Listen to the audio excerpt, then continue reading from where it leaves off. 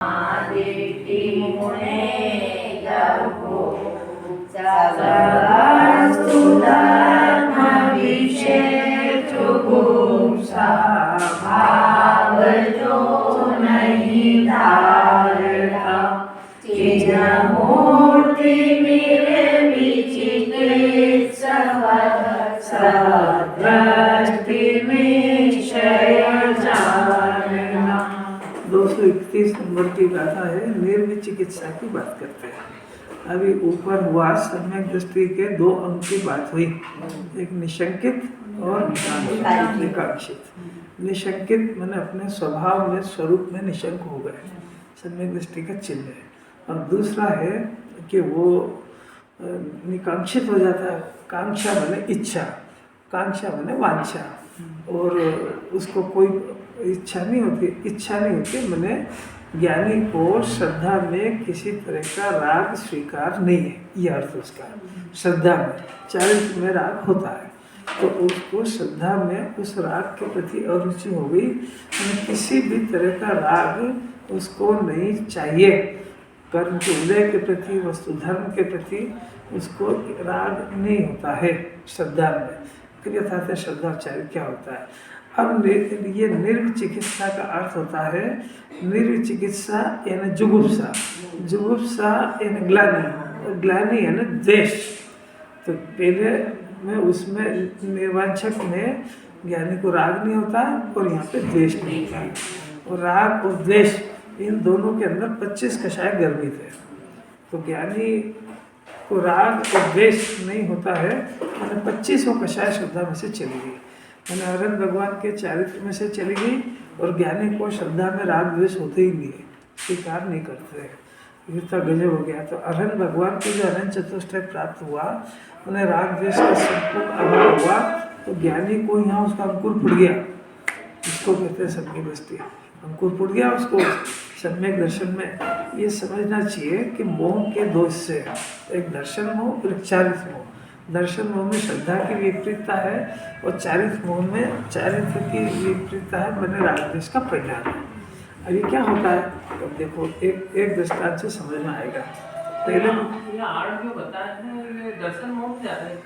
दर्शन मोह जाने के बाद जो गुण प्रकट होते हैं उनकी चर्चा है। दर्शन मोह जब तक है तो ये नहीं होता है। अब देखो एक बात तो ये है कि डॉक्टर है, डॉक्टर किसको कहते हैं?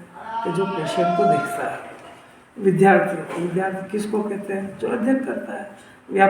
व्यापारी किसको कहते हैं? जो व्यापार करता है। ऐसा है कि नहीं? इंजीनियर किसको कहते हैं? कि जो इंजीनियरिंग का काम करता है। तो ये जो हुआ, डॉक्टर जो हुआ, तो ये उसके ज्ञान की क्वालिटी को डॉक्टर कहते हैं। उसके पास एक ऐसा विशेष ज्ञान है जो पेशेंट को देखता है, मतलब उसके कला है उसके पास, वो पेशेंट को देखता है, उपचार करता है, दवा देता है, तो उस ज्ञान को डॉक्टर कहते हैं। अब उस ज्ञान को डॉक्टर कहते हैं, तो वो जो डॉक्टर है वो पिता भी है, पुत्र भी है, दादा भी है, नाना भी है, सभी कुछ है कि नहीं? तो डॉक्टर रोटी भी खाता है। तो अब डॉक्टर रोटी खाता है कि नहीं? तो फिर डॉक्टर की परिभाषा क्या है? कि जो पेशेंट देखता है उसको डॉक्टर कहते हैं, तो डॉक्टर रोटी खाता है फिर नहीं समझ बात। भाई डॉक्टरी का ज्ञान और उसकी परिस्थितियाँ ये अलग अलग है कि नहीं? और जिस समय डॉक्टर है उस समय पिताजी है, पुत्र है, काका है, दादा है, नाना है कि नहीं? अरे नहीं समझ में आ रही? तो उसका सिर्फ वो जो डॉक्टरी का ज्ञान है, सिर्फ उस ज्ञान को डॉक्टर कहते हैं। और वो डॉक्टर का धारण, वो ज्ञान धारण करने से शरीर को भी डॉक्टर कह देते हैं, पर वो शरीर डॉक्टर नहीं है, ज्ञान का नाम डॉक्टर है। तो डॉक्टर रोटी खाता है कि नहीं? कि डॉक्टरी का वो ज्ञान रोटी नहीं खाता है, वो तो रोटी खाने के काल में भी डॉक्टर ही है वो। पर अब डॉक्टर रोटी खाता है कि नहीं? खाता है। अब डॉक्टर का ज्ञान खाता है कि नहीं? वो नहीं खाता है। तो अब जिस समय वो रोटी खा रहा है उसमें डॉक्टर है कि नहीं? क्यों? क्योंकि रोटी खाने की क्रिया से उसका डॉक्टर ज्ञान प्रभावित नहीं होता है। वो जब अपनी पत्नी के साथ जा रहा है, घूमने जा रहा है, पत्नी धर्म निभा रहा है, जो भी कुछ कर रहा है, उस समय उसके डॉक्टरी का ज्ञान दूषित नहीं होता है, उस समय डॉक्टर बना रहता है। तो अब ये सब काम कर रहा है कि ये सब कर रहा है, पर उसका जो डॉक्टर पने संबंधी ज्ञान है, वो डॉक्टर पने संबंधी जो श्रद्धा है, वो दूषित नहीं होता है। दृष्टांत समझ आया? अब डॉक्टर रोटी खाता है कि नहीं? भाई वो सभी खाता है, तो बताओ डॉक्टर रोटी खाता है तो वो डॉक्टर है कि रोटी खाने वाला है? तो ऐसा इस जीव को अपने शुद्धात्मा का श्रद्धा हुआ। तो अनादि से जो अज्ञान था, तो वो अपने आत्मा को कर्ता जान रहा था, भोगने वाला जान रहा था, शरीर सहित जान रहा था, वगैरह वगैरह जान रहा था। अब उसको जब ये पता लगा, अपने श्रद्धा हुआ, तो उसका जो ज्ञान और श्रद्धा हुआ वो सम्यक हुआ। तो वो सम्यक दर्शन और सम्यक ज्ञान, वो रोटी खाता है कि नहीं? कि वो अंश नहीं खाता है। उस समय में वो शरीर भी है ना, उस समय पिता माता भी है ना, जो उसके दूसरे धर्म है। तो वो जो क्रिया है उसका इस डॉक्टरी ज्ञान से की तरह इसके सम्यक दर्शन ज्ञान से उसका कोई वास्ता नहीं है। वो उसकी भूमिका के योग्य आचरण है। जैसे पिता का है तो वो पुत्र का आचरण है, काका दादा जो भी कुछ है, ऐसा इसका जो भूमिका के अनुसार जब तक अनंत नहीं बना तब तक उसका श्रद्धा ज्ञान का पोर्शन बिल्कुल अलग चलता है। इसलिए वो सब करते हुए भी डॉक्टर, वो जो खाता पीता होते हुए भी वो डॉक्टर की तरफ से देखे तो इसका सब क्या करता है? वो तो डॉक्टर ज्ञान का करता है बस। दो का अंतर तो समझना पड़ेगा ना इसको। ये अंतर इसलिए समझना पड़ेगा कि यहाँ मोक्ष के मार्ग में आत्मा के स्वरूप का श्रद्धा हुआ है, तो बाकी थोड़ी टूटा है। बाकी नहीं टूटा, मैंने शरीर की क्रिया भी यथावत चल रही है। उसको शरीर के हाथ के हिलाने का राग भी बराबर है, और राग को हिलाने की क्रिया और शरीर वगैरह सब चलता होने पर भी उसका ज्ञान और श्रद्धा उसकी पवित्रता को दूषित नहीं होने देता है। अज्ञान दशा के अंदर तो ज्ञान श्रद्धा का पता ही नहीं है, तो वो तो सब शरीर की क्रिया को राग का कर्ता स्वामी बन रहा है। क्योंकि वो जब तक डॉक्टर नहीं हुआ तब तक तो सभी कर रहा है, रोटी भी खा रहा है, व्यापार व्यवसाय भी कर रहा है, तो वो डॉक्टर बने ही कहा। तो सिर्फ उसके ज्ञान को छांटना है।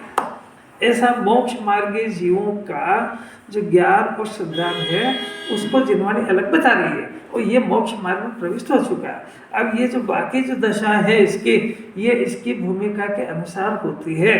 उससे खुद से पूछो तो शरीर का कर्ता जब तक बन रहा था तभी तक तो अज्ञानी था, क्योंकि दो द्रव्य का कर्ता मान रहा था। पर अब शरीर की क्रिया का कर्ता बनना कब बंद हो जाएगा? कि जो पूरा स्वरूप में स्थिर हो जाएगा। मतलब सम्यक दृष्टि ज्ञान और श्रद्धा में तो हाँ, बस बस बस बस इतना ये कला सिखा रहे हैं इसके अंदर। चारित्र अभी नहीं, चारित्र का अर्थ है कि स्वभाव में पूरा स्थिर होना। तो वो स्थिर नहीं हुआ है, तो वो स्थिर नहीं हुआ तो वो क्रिया उसमें देखी जाएगी। अब वो देखी जाएगी, पर उसको अंदर में उससे वेद ज्ञान चल रहा है। और हमको दिख रहा है कि ऐसा रोटी बना तो रहे, तो फिर ऐसा करो अपन रोटी बनाओ भी सही, और उससे क्या था कि ये अर्थ थोड़े है उसका। वो तो श्रद्धा में तो बनाता हुई बात खत्म ही हो गई उसके। अभी बात वो दिख रही है, दृष्टि इष्ट विरोध दिख रहा है। और मोक्ष प्रकाश में और भी दृष्टांत है मुनिम का है। अब मुनिम बैठा हुआ, अब मुनिम को तो सिर्फ अपनी जो 10,000 रुपये तनख्वाह उससे वास्ता है। वहाँ लाखों रुपए का जो टर्नओवर हो रहा है, तो वो बिल्कुल दूसरे व्यापारी से डीलिंग करते समय ऐसा थोड़ी बोलता है कि मैं नौकरी कर रहा हूँ। वो तो बोलता है साहब ये मेरे को पुरता नहीं है बात, मेरे पैसे लाओ, मेरे पैसे लाओ, आज मेरे पैसे बैंक में जमा करे कि नहीं। बैंक का कैशियर है तो वो सारे पैसे को बोलता है ना, आज आपके पास कितने सिल्लक है, तो कौन सी बताएगा? घर के कि बैंक के? तो वो जिस पद का बैठा हुआ है बस उतना है वो, बाकी उसको अपना वेद ज्ञान पूरा है। तो ऐसा कैसे ही ज्ञानी इस मुनीम की तरह बैंक की नौकरी की तरह काम करता है। किसी भी क्रिया का स्वामी और मालिक और कर्ता नहीं बनता है, होती वही है। बस यही बात है, यही सब रहस्य की बात है। और ये नहीं समझने से सारा झगड़ा है। ये बोलते तो कुछ करते कुछ भाई, वो बोलने मैं बोलता हूँ, मैं रोटी खाता हूँ, ये तो अज्ञान दशा में भेद ज्ञान नहीं हुआ था जब तक ऐसा मान रहा था। पर अब भेद ज्ञान होने पर पता लगा कि नहीं ये तो सब पुद्गल की क्रिया है, ये मेरा स्वभाव थोड़ी है। तो ऐसा जान होने पर, श्रद्धा होने पर अभी वो राग भी बाकी है, और जब राग बाकी है तो क्षुधा तृषा आदि से बीमारी भी बाकी है। तो ये सबका उपचार करते हुए देखा जाता है। परंतु बस इतना श्रद्धा हो गया, कितना कि इन सब परिस्थिति को कर्मकृत जानता है, स्वकृत नहीं जानता है। अज्ञानी इन सब परिस्थिति को स्वकृत। कितना गजब है। ये देखो, ज्ञानी की परिभाषा याद करके कोई ज्ञानी नहीं बनेगा, ये अच्छी तरह से समझ लेना चाहिए। ज्ञानी करने लायक मानता है। हाँ, संतान भी भला मान रहा है, स्वामी करना यानी उसका स्वामी बनना, और वो बेल का केसर साफ करता है परंतु स्वामी नहीं बनता है।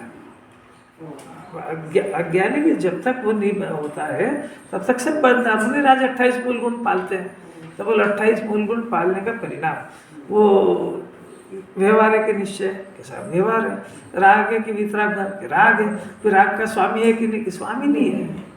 स्वामी नहीं है मैंने उसे धर्म भी नहीं मानता है, उसका कर्ता भी नहीं बनता है, फिर होता है कि नहीं, होता है। कैसा होता है? प्रतिज्ञा पूर्वक होता है, उसमें कोई दोष लग जाए ऐसा नहीं है कि साहब मैं तो करता हूँ ही नहीं, लग क्या हुआ दोष, कि नहीं तो सतर्क होता है। ये ज्ञान सिद्धांत का कमाल समझना पड़ेगा इसको। जिस समय अपने घर में लड़की का जन्म हुआ और उसके पहले लड़के का भी जन्म हुआ, तो लड़के और लड़की के पालन में क्या भेद है माँ बाप की निगाह में? कोई निगाह, कोई भेद नहीं है। पर लड़की को पराई जानते हैं कि अपनी जानते हैं? पराई जानते हैं, तो फिर काय को इतना बराबरी का करो ना, फिर शुरू से कर दो ना आप उसको। और जब निकालना ही है उसको, मतलब भेजना ही है, तो अभी से भेजिए आप। तो वो जब जाएगी तब जाएगी, और वो रखेंगे ऐसे कि उसको रत्ती आँच नहीं आए, और कोई भी नहीं समझ सकता है कि लड़का लड़की में भेद है। परंतु वो भेद अंदर ही अंदर है बस, कि ये पराया धन है, अपने पास रहेगा नहीं, कुछ समय तक अपने पास है, पर इसका मालिक कहीं पैदा हो चुका है और वो अपने काल में चली जाएगी। इतना श्रद्धान है कि नहीं माँ बाप को? तो व्यवहार में क्या अंतर है और श्रद्धान में क्या अंतर है? हाँ, क्या बात कर रहा और आगे सुनना है कि लड़की मायके से आई, ससुराल से ब्याह होने के बाद, और बहू घर में है, तो अपनी लड़की तो गई दूसरी जगह, वो पराई लड़की अपनी ही आई, अब गहने बनवाना है। बोलो ना,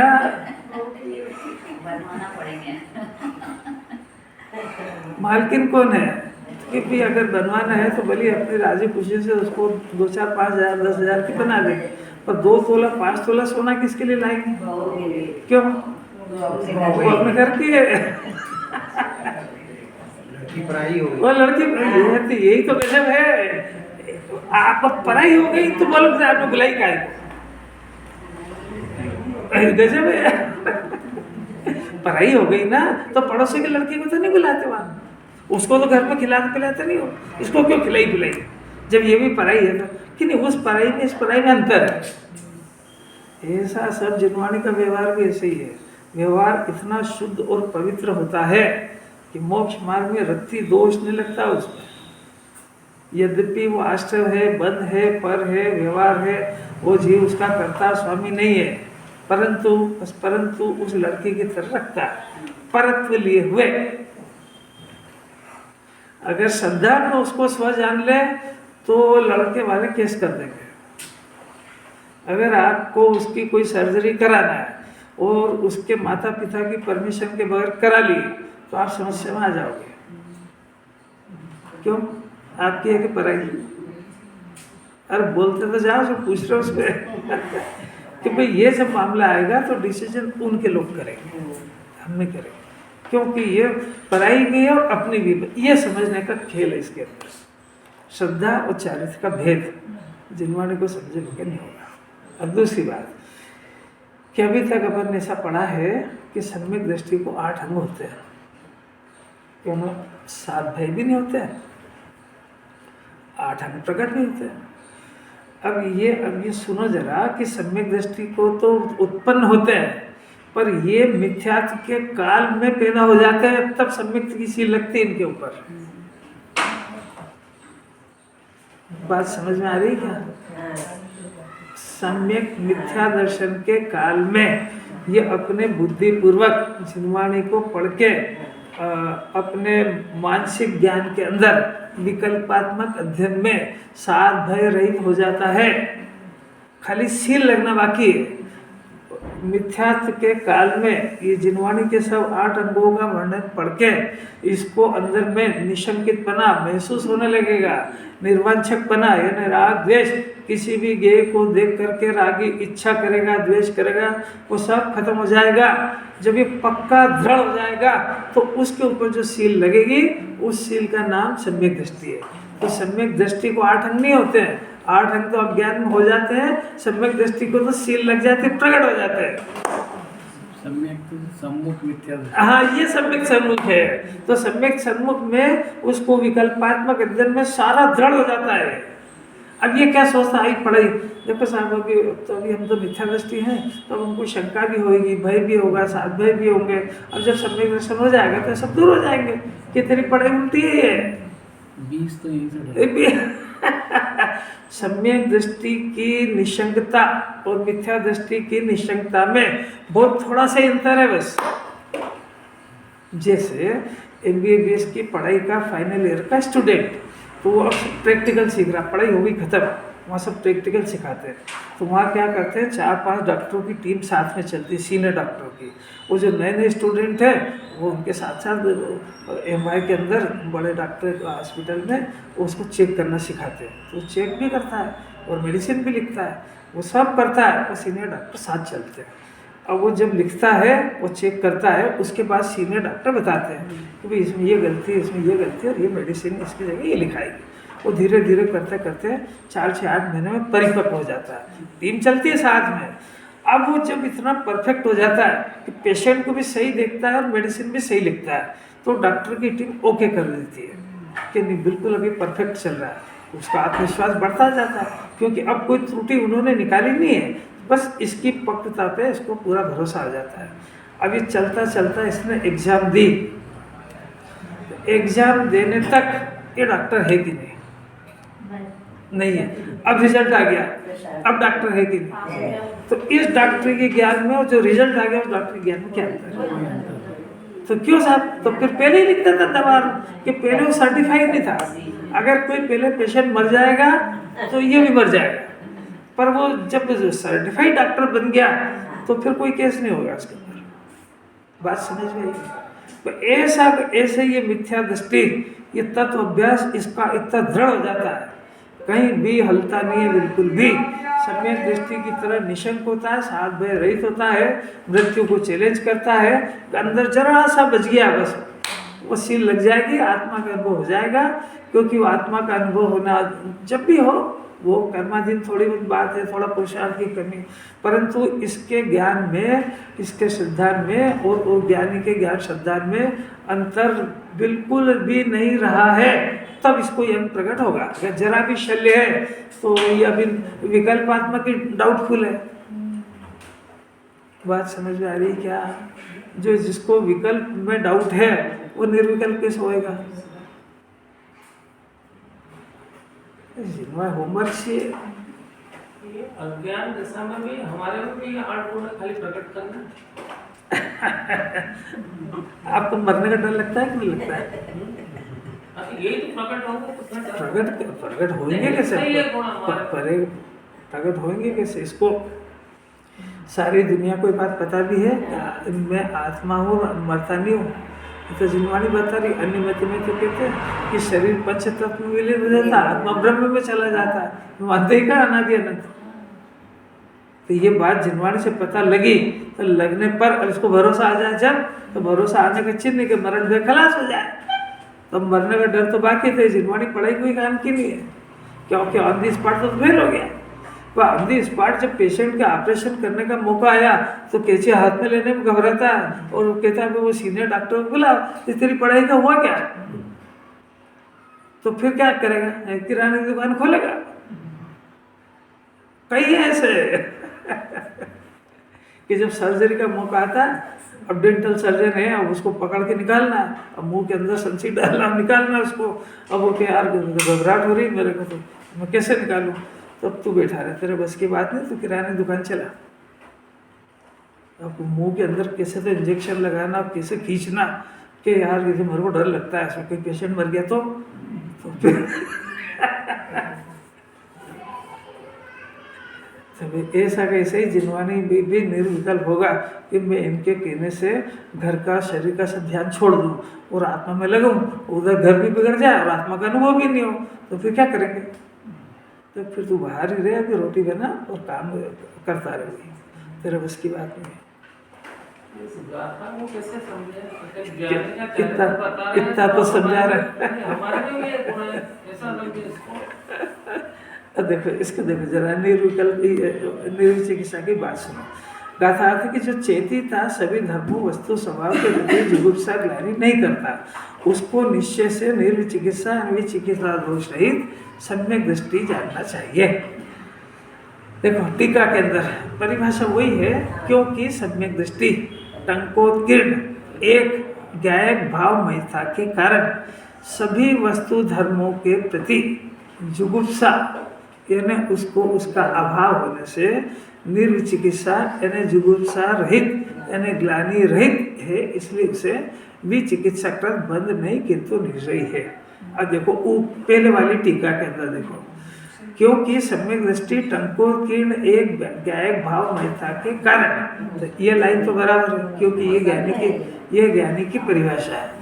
अब सभी कर्म फलों के प्रति पहले क्या लिया था कि ज्ञानी जीव को किसी भी कर्म के फल के प्रति एक बात, और दूसरी वस्तु धर्मों के प्रति उसको राग नहीं होता है।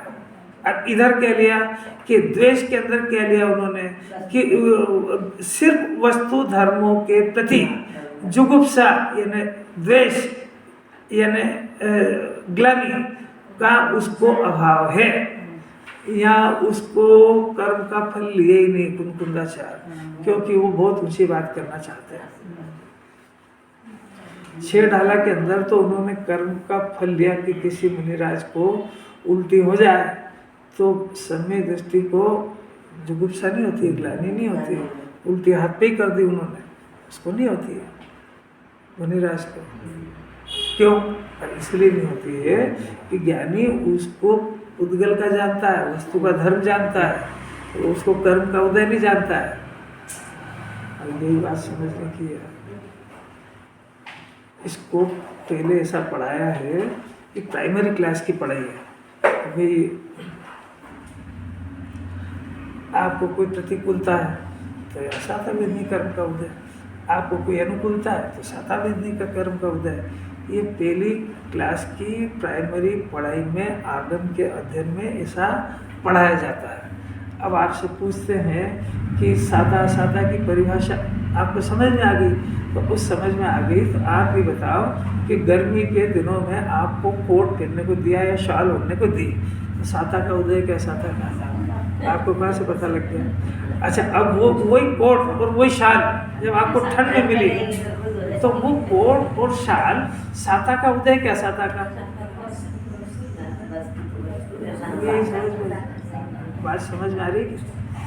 वही कोट शाल, इसको आपने साता का उदय कहा था, तो इसमें साता असाता कहाँ से घुसी? तो साता असाता की परिभाषा ये है कि जो चीज़ आपको अनुकूल लगे और वो प्राप्त हो तो उसको साता का उदय कहते हैं, और जो आपको प्रतिकूल लगे वो आपको प्राप्त हो उसको, तो वो साता असाता इधर हुई कि वस्तु में हुई? क्या हुआ? जो इधर हुआ ना, हमको अनुकूल लगी प्रतिकूल लगी। अब मुनिराज को ठंड के अंदर अपने को ठंड लग रही थी, अपन नहीं जानते कि मुनिराज को ये चाहिए नहीं उनको, तो इसको लगा कि बेचारे ऐसे ही ठंड लग रही उनको, अपन इनको कंबल ओढ़ाया, तो उनके साता का उदय क्या साता का? उनके उपसर्ग है, क्योंकि उनको चाहिए नहीं, वो मिल गई। वो कितना सब समझते हैं होशियार, इनको ज़्यादा पढ़ाने की जरूरत थोड़ी है। तो इस साता और असाता ये अज्ञानी की तरफ से। अब मुनिराज की बात करते हैं, अब थोड़ा ज्ञानी हो गया ना उसकी बात करते हैं, क्योंकि ये पढ़ाई को बंद करो, इसको आगे बढ़ो, थोड़े अगली क्लास में आगे कि उधर जो है मैना सुंदरी वो भी सम्यक दृष्टि थी, और श्रीपाल राजा वो भी सम्यक दृष्टि थे। तो सम्यक दृष्टि अब उनको रोग कोढ़ हो गया। अब वो कोढ़ हो गया तो अब बताओ उनको जो कोढ़ हुआ है अपनी तरफ से तो असाता का उदय, क्यों? क्योंकि अपना रोना ही है, हमारे क्या करें, अभी असाधा के दिन चल रहे हैं। पर अब वो ज्ञानी हो गए, उनसे पूछो कि वो उसको असाधा का उदय न तो श्रीपाल समझ रहे हैं और न चेतना रानी समझ रही है। वो तो उस समय आप मैं ना समझ रही। अरे आप सब समझदार हो, अरे मुँह से निकल जाए समझ जाए तो भाषा निकल जाती, तो उसमें उसका भाव पकड़ लेना चाहिए कि उसमें वो दोनों सम्यक दृष्टि थे। तो वो शरीर का कोण नहीं देखते थे, वो शरीर यानी वस्तु यानी पुद्गल का प्रणवन जानते थे, इसलिए उनको ग्लानि नहीं होती थी। और हमको वस्तु का प्रणवन नहीं दिखता है, वो रोग और ये गंदगी दिखती है, इसलिए हमको द्वेष होता है। आपको ज्ञानी बनना सिखा रहे हैं, ज्ञानी क्या होते ये नहीं सिखा रहे हैं। नहीं आई समझ बात? मैंने अपने को वस्तु को देखने का अभ्यास करना चाहिए। वस्तु दुनिया के अंदर कोई सी भी गंदी द्वेष करने लायक है, राग करने लायक नहीं है। वस्तु तो वस्तु है, तो वस्तु न राग करने लायक है न द्वेष करने लायक है। अब उसका जो विपरीत परिणमन है, तो विपरीत परिणमन अपने अज्ञान की उपज है। वस्तु का परिणमन न विपरीत होता है न सही होता है, वस्तु तो खाली परिणमन करती है। अरे बात समझ में आ रही कि नहीं? ये शरीर है, इस शरीर तो अपना परिणमन कर रहा है कि इसमें सर्दी खांसी बुखार हो रहा है। अब अपने को क्या दिखता है? मैं मान रहा हूँ सर्दी खांसी। मेरे को बुखार हो गया, मेरे को सर्दी हो गई, मेरे को खांसी हो गई, तो ये अब अच्छा अब ये हुआ तो ये राग करने लायक, ये द्वेष करने लायक। अच्छा तो आप क्या करते हो? इलाज काय के लिए कराते हो उसका? जिनवानी टीप टीप पे काय को बोलते हो कि भाई हम ऐसा उल्टा देख रहे हैं, अरे रोग आ गया, रोग आया, दूर करो इसको। तो द्वेष बना है ना, ग्लानि हो रही ना, तो अब अगर इसको रोग देखेंगे तो द्वेष भी होगा और ग्लानि भी होगी। पर इसको वस्तु का परिणमन देखता है ज्ञानी, इसलिए उसको बुढ़ापा लगता ही नहीं है। ये बुढ़ापा जो है उसके डिक्शनरी से हट गया है, क्योंकि तो शरीर का परिणमन है।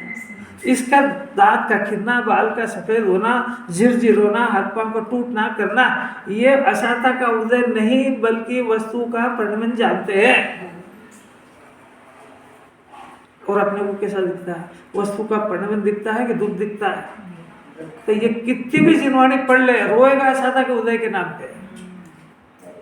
वस्तु का परिणमन ये सीख जाए तो ज्ञानी बन जाएगा। अब याद तो सब कर लेता है, पर वो अपनी मान्यता, जब बुखार आएगा क्या पता कैसे असाता बन गई, अभी असाता का उदय है, क्या पता कैसा उदय है, इतनी डॉक्टरी दवा खाली कोई फायदा ही नहीं हो रहा है, क्या करे ऐसा, क्या पता कैसे कर्म बन गया ऐसे। तो वही करेगा उधर ही उधर। एक बार अगर उसका वस्तु का परिणमन जान ले, फिर वस्तु के परिणमन को स्वीकार करना इसको ज्ञानी कहते हैं। वस्तु के परिणमन को रिजेक्ट करना तो देश में चला गया। लाखों वर्षों तक जीव या मृत्यु, तो वो शरीर का परिणमन जानेगा तो ये वो बात निकलेगी। और मैं जन्मता मरता ये दिखेगा तो फिर सातों भय सताएंगे। सारी बात इसके ज्ञान और श्रद्धा के ऊपर है। कुछ बात समझ में आ रही क्या? फिर से पूरा प्रथमानी हो गया। अपने को ना पढ़ना आता है ना अर्थ निकालना आता, पढ़े सब है। मेरे को तो इतना ज्ञान ही नहीं जितना ये महिलाओं को है। तो अपन आचार्य का नाम भूल गए, उनको याद है फटाफट, हम याद दिलाते हैं आपको। तो हमको यहाँ बैठना था तो गलती से आप बैठ गए यहाँ पे। कैसे अलौकिक बात। सीता थी, सीता वो भी सम्यक दृष्टि है। और उधर रावण, वो भी 3 खंड का अधिपति सम्यक दृष्टि था। तो परिणाम बिगड़े वो सब अलग बात है। 3 खंड का अधिपति, 18,000 तो उसकी रानियां थी, और मंदोदरी सर्वश्रेष्ठ सुंदर थी। उसके बाद भी उसको सीता में कोई सुंदरता नजर आई, तो सारी घटना घटी है ना। अब वो सम्यक दर्शन से गड़बड़ हो गया, सब छूट गए। नहीं वो सुंदर दिखी तभी हुआ ना इतना कांड। अब क्या हुआ कि वो सारी घटना होने के बाद अब सीता को कहा कि भाई घर चलो अग्नि परीक्षा के बाद। तो उसने क्या आप क्या करें घर जाके? तो उन्होंने अर्जिका बन गई। अब अर्जिका बनने के बाद जो दूसरी भी साथ में थी अर्जिका वगैरह, तो उन्होंने कहा भाई सीता जी आप देखो तो सही, आपने शरीर कैसा कर लिया, काला भी हो गया और खराब भी हो गया, ऐसा हो गया, तो सीता क्या बोलती है? वो बात है सुनने की। क्या करे, अगर ये शरीर पहले ही इतना खराब होता कुरूप, तो रावण भी क्यों मरता और मेरे को यहाँ भी क्यों आना पड़ता है? यही बात समझ कि अगर ये शरीर ऐसा जैसा आज हुआ ऐसा पहले हो जाता तो इतना सारा कांड का बनता, ना तो वो रावण ले जाता, ना रावण की मौत होती, ना लक्ष्मण मारने जाते, ना मेरे को अग्नि परीक्षा देना पड़ती। अब ये पुद्गल का खेल नहीं जाना, इसलिए सब इतना नाटक हुआ। जब भी पहले भी वही सीता थी, आज भी वही सीता है, पहले वो शरीर था, आज उसका परिणमन जानते हैं, उसको ज्ञानी कहते हैं। अब ये सीख जाएगा तो फिर कांच पे देखेगा मैं कितना बुढ़ा हो गया, जवान हो गया। कांच में रोज क्या देखेगा? झुर्रियाँ कितनी पड़ गई है, बाल कितने सफ़ेद हो गए, कितने काले। यही देखने के लिए तेरा जन्म हुआ है क्या? इतना समझ जाए। इसको देखो कितना गजब वस्तु धर्म, उसको वस्तु का धर्म जानता है। दो चीजें हो गई, एक चेतन और एक अचेतन। अचेतन वो भी वस्तु है और उसका धर्म है ना उसका परिणमन होना। जीव उसका भी परिणमन धर्म होना, इसलिए उसको उसका अभाव है। यानी ज्ञानी को अपने ज्ञान में कोई गेय आने पर उसके प्रति किसी भी तरह का द्वेष, जुगुप्सा, ग्लानि नहीं होती है। क्यों? क्योंकि वो उसको वस्तु का परिणमन जानता है। अज्ञानी वस्तु का परिणमन नहीं जानता है, बल्कि कर्म का उदय जानता है।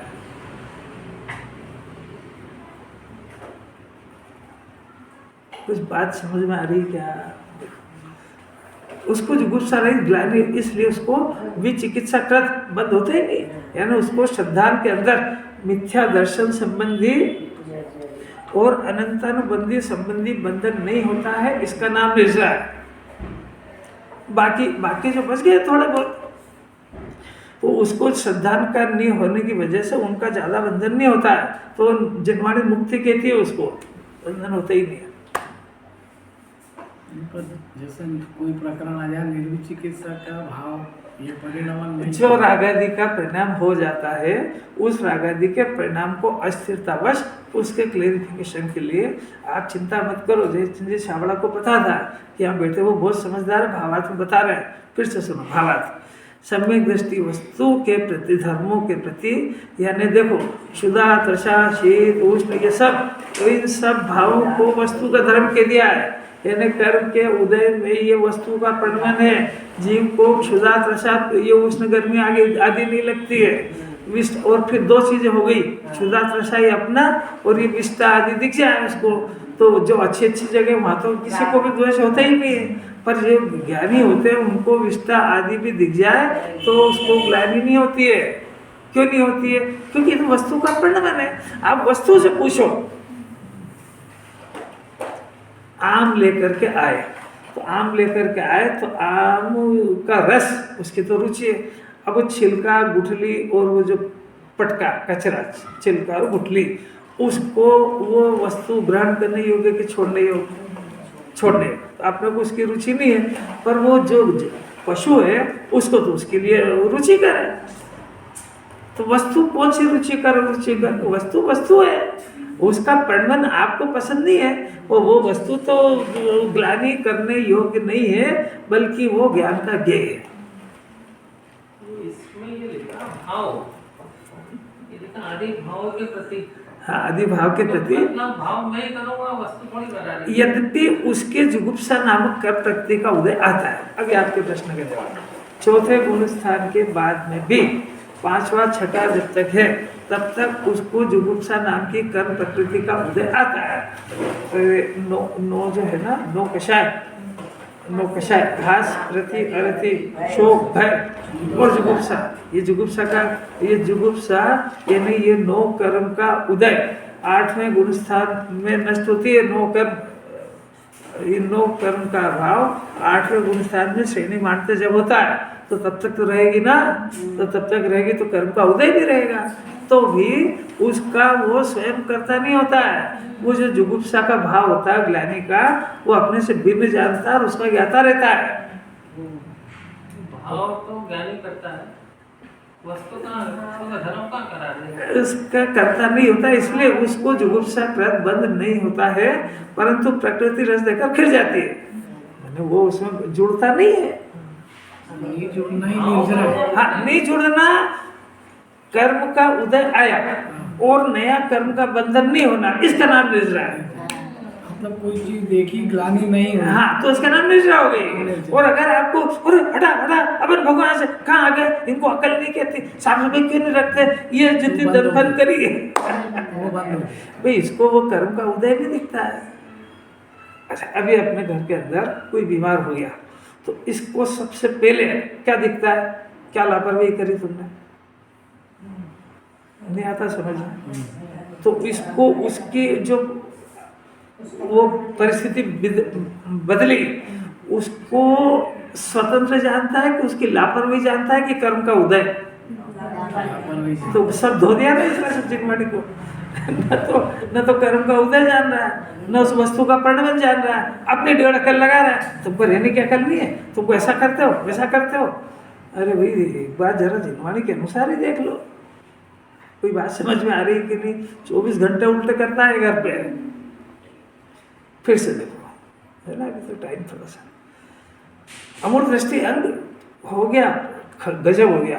यहाँ ये समझ में नहीं आ रहा है कि वस्तु का धर्म तो मालूम हो वस्तु ऐसा नहीं है, वस्तु का धर्म यानी उस उद्गल की पर्याय, उसको वस्तु का धर्म कहते हैं। जैसे अग्नि का धर्म उष्णता, पानी का धर्म शीतलता, ऐसा जीव का धर्म ज्ञाता भाव, जीव का धर्म सम्यक दर्शन ज्ञान चरित, ये जीव का भाव। ये जो रागादि का परिणाम है, ये जीव का भाव नहीं है, ये तो कर्म के उदय वाला पौद्गलिक भाव है, विकार भाव है। विकार जीव का भाव थोड़ी है। इसका सर्दी खांसी बुखार ये शरीर का भाव है कि स्वस्थ रहना, ये भाव है, तो ये शरीर का विकार है, विकार जीव का भाव नहीं है।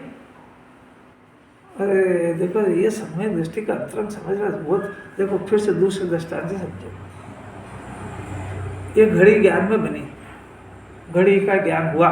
देखना सम्यक दृष्टि को जुगुप्सा कैसे होता है कि ये घड़ी ज्ञान में बनी, तो ये घड़ी का ज्ञान हुआ कि घड़ी से हुआ, कि ना तो घड़ी का ज्ञान हुआ और न घड़ी से ज्ञान हुआ। काय से हुआ कि ज्ञान इसके परिणमन रूप इसका स्वभाव है। अब फिर से जब इसके अंदर घड़ी आई नहीं और घड़ी का ज्ञान भी नहीं आया, घड़ी जब इसके अंदर नहीं आई तो आपने घड़ी शब्द वापरा कैसे कि भाई वो घड़ी संबंधी आकृति बनी इसके अंदर। तो घड़ी की आकृति को देखकर अभी इस ज्ञान से पूछो कि आपके जानने में क्या आ रहा है, कि मेरे तो जानने में ज्ञान ही आ रहा है, तो तेरा ज्ञान अंधा है, क्योंकि ज्ञान के अंदर गेय की आकृति बन रही है और वो तेरे को नहीं दिख रही है। तो ज्ञान के अंदर गेय की आकृति बनी, ये बात सत्य है। तो इसके अंदर अभी घड़ी की आकृति बनी है। अब यहाँ देखना प्रश्न कि वो घड़ी की आकृति है कि ज्ञान की, कितने सब समझदार है। तो इसको जो मल दिखा, गंदी चीज दिखी, तो आकृति ज्ञान की है कि मल की है। तो अब जो ज्ञानी ऐसा जानता है उसको जो गुस्सा नहीं होती है, क्योंकि ये तो मेरे ज्ञान की पर्याय है और मेरे ज्ञान की पर्याय उस गेय से लेकर थोड़ी हुई है। नहीं, घड़ी से हुआ क्या ज्ञान, तो उस मेल से मल से ज्ञान हुआ क्या, तो मल से ज्ञान भी नहीं हुआ, वो मल अंदर आया भी नहीं। अब मेरे अंदर क्या आया कि मेरे अंदर तो ज्ञान ने परिणमन किया, तो वो ज्ञान तो मेरा ही है। उस ज्ञान को जब जानता है तो उसको द्वेष और मलिनता कैसे होगी, पर चूंकि ऐसा नहीं जानता है तो इसके अंदर तो क्या है, पुत्र दिखा, तो बोलो पुत्र दिखा कि पुत्र की आकृति। अच्छा, तो आप आकृति को अपनी मानते हो कि पुत्र को, तो फिर झूठ बोलते हो यहीं पे, नहीं आ रही समझ में। अरे अच्छा चल, आकृति दिखी तो आकृति ज्ञान की कि पुत्र की, तो फिर ज्ञान को आप अपना मानते हो कि पुत्र को अपना मानते हो, तो अपने आप को ठगते काहे को हो गया। पर ज्ञान को अगर अपना माने तो ज्ञानी हो जाए, क्योंकि पुत्र तो बाहर है, ये पुत्र ही दिखा, पुत्र को ही अपना मानता है। सोने का 5 तोले का कड़ा वहां रखा है बाहर, अब यहाँ आया कि नहीं वो कड़ा, एक हुआ कि 2, तो ये किसको अपना मानता है, यहाँ वाले को कि वहां वाले को। क्यों बात हो, तो आप तो बहुत होशियार हो, आपके पास आए ही नहीं हो। अरे भाई, ज्ञानी को जो ग्लानि नहीं होती है तो उसका कोई ठोस कारण होना चाहिए ना। कोई खाली ऐसा कहने से थोड़ी उसको जो वो ग्लानि नहीं होगी, वो उसके बेस खड़ा होगा उसके अंदर, तो वो गजब हो गया। इस जगत के अंदर कोई सा भी गे, वो तो गे की आकृति, वो गे, वो मेरे ज्ञान के अंदर वो गे का प्रवेश नहीं हुआ है। मेरे अंदर तो ज्ञान के अंदर वो ज्ञान परिणमन कर रहा है, और अभी ज्ञान के परिणमन में वो बाहर के कोई पदार्थ जानने में आया है, तो वो ज्ञानी बनते ही जब है, वो जब अपने आत्मा को जानता हुआ वो उस गे का ज्ञान हो जाता है। तो गे संबंधी कोई भी चीज अपने अंदर में नहीं आने से उसको किसी तरह की ग्लानि नहीं होती है, क्योंकि वो मेल का ज्ञान वो तो हमारे ज्ञान की पर्याय है। मेल दूषित कहाँ हुआ उसमें? केवल ज्ञानी पर्याय को तुम्हारे साथ नरक दिखते हैं कि नहीं, तो उनको कौन सी ग्लानि होती है? क्यों नहीं होती है? क्योंकि वो जानते हैं कि सात नरक अपनी जगह है, उसकी कोई ग्लानि, उसकी कोई मलिनता मेरे अंदर नहीं आई है। तो ये बीज पैदा हो गया जब तो केवल ज्ञान हुआ है। और ये जब तक ऐसा देखना नहीं सीखेगा तब तक इसका गुण स्थान पहले ही रहेगा। तो दो गलती करेगा कि गे से ज्ञान होता और गे मेरे अंदर घुस गया, तो वो गे की मलिनता, तो क्या करो कि इधर मत चलो, गंदगी है, इधर चलो, तो ये राग द्वेष छुड़ाने के लिए देता पड़ा ही रहे थे। तुम्हारे लिए क्या जगत के पदार्थों का परिणाम रुक जाए? मतलब श्रद्धा और ज्ञान इतना दृढ़ होना चाहिए कि ग्लानि के भाव भी नहीं है। फिर वही बात है, ज्ञान और श्रद्धा स्वरूप के प्रति इतना दृढ़ होना चाहिए कि उसको ग्लानि, जब वो अपना वस्तु स्वरूप जानेगा तो उसको ग्लानि का परिणाम पैदा ही नहीं होगा। श्रद्धा ज्ञान का वो चारित्र का होता है, वो चारित्र के खाते में जाएगा, तो थोड़ा बहुत जो हो जाता है तो उसका वो खुद ही इलाज कर लेता है कि भाई ये अपने को राग भी हो गया ना, तो जरा अपन को जवाब जिनवाने को देना है कि ये राग द्वेषपन करा तो वस्तु का परिणाम रुक जाएगा क्या? अब अपने अंदर से बात करो, वस्तु स्वरूप से ख्याल में कि भाई अपने को जोड़ो, थोड़ा ग्लानि हुई है तो क्या वस्तु का परिणाम रुक जाएगा? तो वस्तु का परिणाम तो है ना, गंदे पदार्थ इस जगत में नहीं रहेंगे क्या? तो रहेंगे, बल्कि आप सिटी में हाँ, अगर आप पूरी सिटी के अंदर जाओ तो साफ शुद्धता ज़्यादा मिलेगी, गंदगी कम मिलेगी। अब कहीं थोड़ी बहुत भी दिख गई तो क्या करें उसका? अब ये चाहता है कि घर वाले बीमार ही नहीं पड़े, तो उसके असाता हृदय क्या करे? तू खा ले जा, उसको खा जा, तू खा जा। मैंने क्या चाहते हो आप? हर अज्ञान हर पदार्थ के वस्तु परिणमन को स्वीकार नहीं कर पा रहा है, और वस्तु का परिणमन इसको स्वीकार करना पड़ेगा, क्योंकि ज्ञान के अंदर वस्तु के परिणमन को कि क्यों हुआ है और कैसे बदले, ऐसा ज्ञान को कोई अधिकार जिन्हें परमात्मा ने नहीं दिया है। ये जब तक ये नहीं सुधरेगा, ये चाहे जितनी जिनवानी पड़े, इसमें रिजल्ट में राग द्वेष खड़े करेगा ही। उधर शंकायमान होगा, इधर राग द्वेष करेगा, इधर अच्छे पुण्य के उदय चाहेगा और खराब पुण्य के उदय से द्वेष करेगा। ये धंधा करेगा ही, चाहे दर्दलिंगी बन जाए। ये आज वस्तु का परिणाम वस्तु में, हाँ, ज्ञान का ज्ञान, हाँ, ये तो बीच में कौन सी ये बीच में सिर्फ अज्ञान खड़ा हो गया। ये बीच में सिर्फ अज्ञान खड़ा हो गया कि तीन लोग तीन काल जगह पे है और आत्मा भी जगह पे है ना। तो जैसा केवल ज्ञानी हो जाए तब भी और केवल ज्ञान नहीं हो तब भी क्या हुआ कि वस्तु का परिणाम वस्तु में तीन लोग तीन काल है और ये आत्मा भी है। अब इसके अंदर कभी कोई आएगा नहीं, ये कभी किसी में जाएगा नहीं, ये अनादि अनंत नियम है। और बीच में क्या खड़ा हो गया कि ये जो गे दिखते हैं उनको अपना मानता है और उनके साथ में एकत्व करता है, ये बीच में खड़ा हो गया। इसका नाम ज्ञान, इसका नाम रोग है। अगर ये दोनों हट जाए, मैंने अपना मानना हट जाए, खत्म हो जाए और उसके पीछे राग खत्म हो जाए, इसका नाम तो केवल ज्ञान है। जगत जगत की जगह रह गया, आत्मा आत्मा की जगह रह गया। इसमें से क्या, क्योंकि बीमारी निकल गई बस।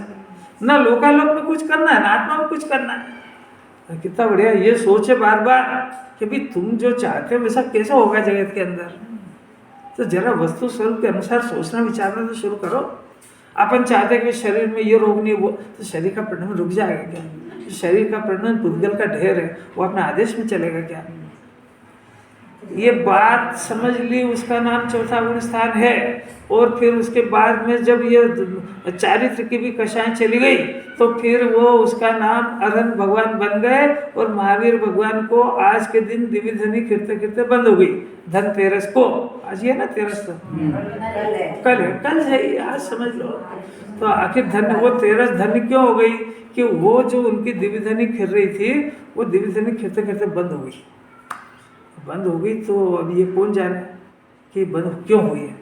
तो ये सिर्फ सोधर्म इंद्र के सिवा कोई नहीं जान सकता है, क्योंकि उनके पास अवधि ज्ञान होता है। जैसे भगवान तो बैठे हैं, ऐसे ही बैठे हुए हैं, अब उनको केवल ज्ञान नहीं हुआ है या केवल ज्ञान हो गया ये कौन जाने, क्योंकि वो तो बोलेंगे नहीं कि मेरा केवल ज्ञान हो गया, और वो ये भी नहीं बोलेंगे कि मेरा केवल ज्ञान नहीं हुआ है। अभी जाने कौन। तो ये वो तीन ज्ञान के धारी सोधर्म इंद्री जान सकते हैं। तो वो अवधि ज्ञान लगा के देखते हैं कि इनको केवल ज्ञान हुआ कि नहीं हुआ।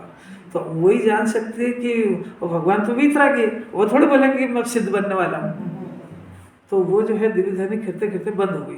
तो उनको शंका हो गई, किसको, सोधर्म इंद्र को। तो अवधि ज्ञान से देखते हैं, अरे इनके तो योग निरोध की वो शुरू हो गई प्रक्रिया, अभी तो सिद्ध बनने वाले हैं, अभी दिव्य धनी बंद हो गई। तो वो तेरस धन्य हो गई। बस योग निरोध की प्रक्रिया यहाँ से शुरू हो गई। अभी 13वें गुण स्थान से अरहंत से सिद्ध बनने की तैयारी शुरू हो गई, इसलिए वो तेरस धन्य हो गई। अपनी तेरस तो धन्य जब हो जाए जब अपने कोई वस्तु स्वरूप समझ में आ जाए और आत्मा की जुगुप्सा और राग द्वेष दो निकल जाए। और अभी इतना सरल है कि अभी श्रद्धा ज्ञान में निकाल दो, चारित्र में रख लो। अभी रोटी खाने का राग को जिनवाणी नहीं छेड़ रही है, मैं रोटी खाता हूँ, रोटी खाना मेरा कर्तव्य है, श्रद्धा ज्ञान में से निकाल दो, नहीं तो अनंत भव जन्मेगा मरेगा। धनतेरस क्यों हुआ? ये धनतेरस और तेरस धन्य हो गई, क्योंकि आज से वो सिद्ध बनने की प्रक्रिया शुरू हो गई, अंदर योग निरोध की प्रक्रिया शुरू हो गई। गणधर देव में तो तीन ज्ञान के धारी होते हैं, तो उनको नहीं मालूम। नहीं, वो ज्ञान के धारी होते हैं, ये अवधि ज्ञान से जानते हैं। तो ये अवधि ज्ञान से जान करके सोधर्म इंद्र को रहती है वो और गणधर तो बाद में बनेगी जब दिव्य धनी खिरेगी। दिव्य धनी खिरेगी जब गणधर की वो उपस्थिति नाम पाएंगे, क्योंकि वहां तो पहले सारे आचार्य होते हैं। तेरस धन्य इसलिए हो गई कि बस ये जीव, महावीर भगवान के जीव अभी तक केवल ज्ञान दशा में भी संसारी नाम पाते थे। अब यहाँ से इसका मोक्ष मैंने भाव मोक्ष तो हो ही गया था, द्रव्य मोक्ष की यहाँ से तैयारी शुरू हो गई। तो तैयारी शुरू होने का दिन भी तब पवित्र होता है कि वो तेरस ही धन्य नाम पाने लगी, कि इस दिन महावीर भगवान के जीव इस संसार से अनंत काल तक के लिए विदाई समारोह की तैयारी शुरू हो गई। तो उनको तो ये भी दिख जाता होगा कि 2 दिन बाद ही निर्वाण होने वाला है। तो वो बोलते नहीं है ना, झगड़ा किस बात का है। देखो फिर से हमारा प्रयोजन तो दिव्य धनी सुनने से, हमको क्या मतलब वो कब जाएंगे, तो हमारा तो काम रुक गया ना। मैंने हमारी तो आज के लिए जिनवाणी बंद हो गई आज के बाद। अब ये बताओ कि जब वो धन्य तेरस हुई तो दिव्य धनी खिरना बंद हो गई, तो अपने लिए सुख का प्रसंग है, दुख का काय का दुख का मिठाई बना खाएगा भी घर जाके, जब इसकी झूठ बोलता है हुई। हाँ वो ज्यादा है, रोटी तो रोटी में ही रहती है। अरे हमारा प्रयोजन था वो दिव्य धनी सुनने से हल हो रहा था, हमको अरहंत भगवान के माध्यम से आत्मा को सुखी होने की विधि सुनने को मिल रही थी, और वो आज के दिन बंद हो गई। अब आज के दिन बंद हो गई तो वापस कब शुरू हो गई कि वापस में जब पहली 24वीं के पहले तीर्थंकर होंगे, वो जब उनकी दिव्य धनी खिरेगी तब तक के लिए हमको इस हर जीव को इंतजार करना पड़ेगा। तो ये हमारे लिए तो बहुत दुखद घटना हो गई है कि मिठाई खाने का दिन नहीं है, ये तो माँ दुख का दिन है। और दुख का दिन जब जब भी आता है तब तक ज्ञानी आत्मा का आश्रय लेकर के उग्र पुरुषार्थ करते हैं। तो जब गौतम गणधर के सामने जो गौतम स्वामी थे और गणधर बने, उनको ये बात आई कि भगवान तो निर्माण हो गया, तो इतना दुख हुआ कि वो अंदर लीन होकर के श्रेणी बांध ली उनने। इसको कहते दुख। शाम को उनने केवल ज्ञान ले लिया कि अब मैं क्या करूँगा, नहीं अरे बात समझ, इसको तुम्हारा लड्डू खाने के अभी बने हुए ना, धनतेरस पे बनेंगे, 14 पे बनेंगे, फिर खाएगा भी खिलाएगा भी सही। निश्चयवासी होगा तो अकेले बना खा लेगा, थोड़ा सा